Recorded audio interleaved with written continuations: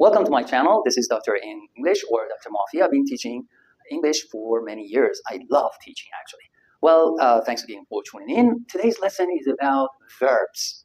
Well, I talked about verbs in another one of the videos. You can go and tell me what you think of it and drop any comments in the comments below. But today's lesson, we're going to focus on verb classification. We have many branches and classifications or divisions of verbs based on that factor that we divide the verbs into. For example, we can divide the verbs into objects or based on objects. For example, if the verbs, which are transitive, they take objects, they require objects to complete the meaning of the sentence, right? For example, buy. You can't say buy alone. You have to say buy something. For example, buy a product, okay? So if we use a transitive verb, it means that it needs an object. It is necessary to use an object. But intransitive, it doesn't need an object, like a sleep, like go. For example, we went shopping. No object in the sentence. It doesn't need any object to complete its meaning. But we also have another, well, something in between, the middle ground, ambitransitive. Well, it depends. Sometimes it takes the object, sometimes it doesn't. Some verbs are like this. For example, read is one of those verbs. For example, he reads a lot. No objects. So obviously it's an intransitive verb. But when you say he reads a magazine, or he's reading or she's reading a magazine, obviously we are talking about ambitransitive verb there.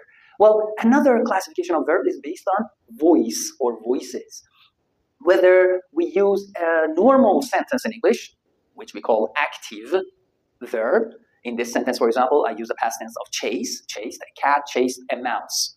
But we also have a passive voice or structure. We use that verb, which is in a special form, right? In a special form, I'm going to talk about it, and you can refer to its, the video, which is devoted to active and passive voices, and watch it and tell me what you think of it.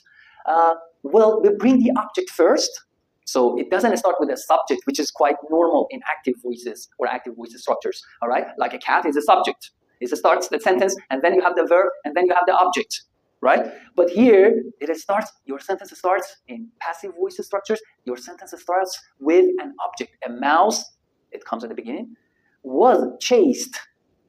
You can end the sentence here, or use the subject by a cat.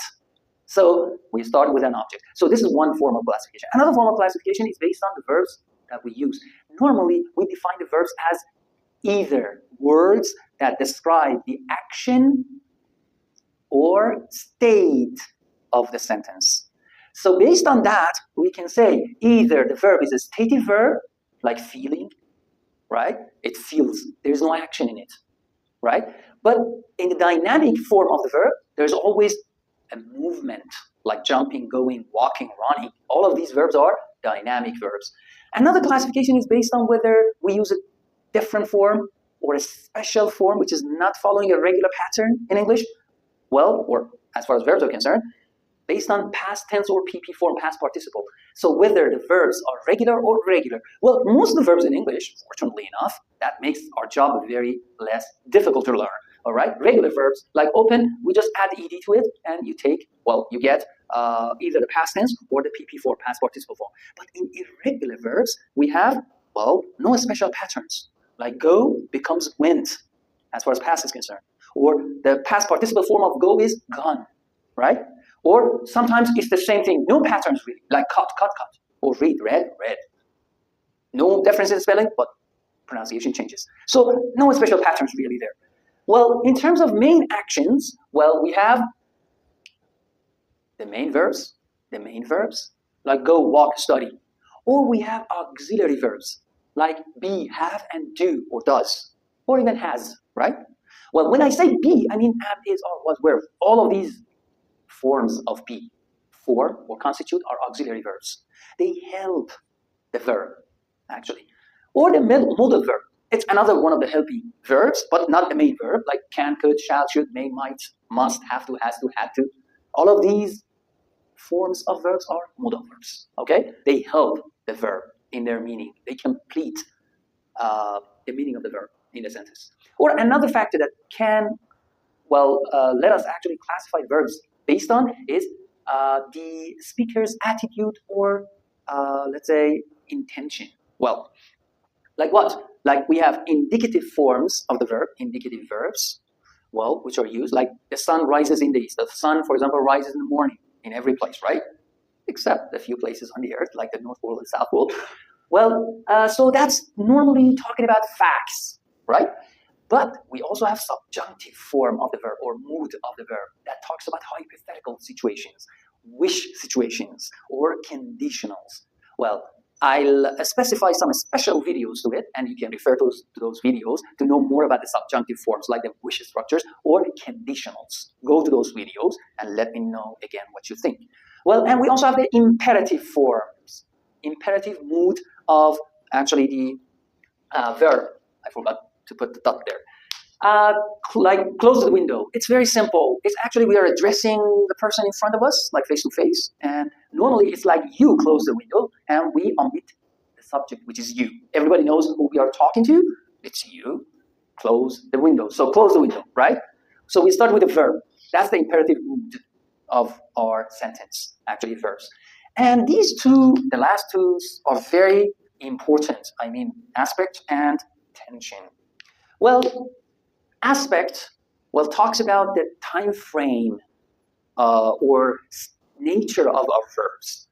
Well, it talks about whether the verb we are using is simple or continuous, progressive, or perfect, or even both, perfect, progressive, right? So it talks about the continuity or completion of our action.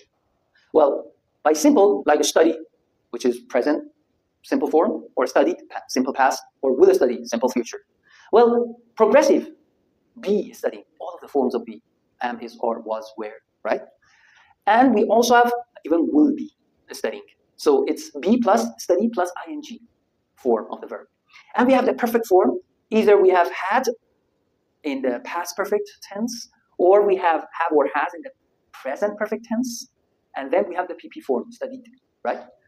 And lastly, we have perfect progressive or perfect continuous, another name for it, you know.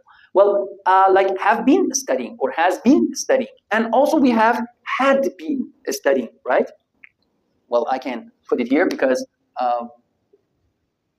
one of the tenses regarding the past tense or the fourth branch of the past tense includes had. So we have well, or has, had, been, plus ing form of the verb. And the last item based on which we divide the verbs into or classify the verbs into is the tense. And I had another video or recorded another video for you about the tenses, if you remember, and in great details. Refer to that video and watch it, and again, give me your comments about it. So generally speaking, in short, we have verb tenses in English, well, falling into three categories, very major categories: past tense, present tense, or future tense. And these are the examples you can see of one of the regular ones or irregular verbs, actually. All right, so thank you very much for watching us. And if you enjoyed this video, give us your comments, and don't forget to like and subscribe.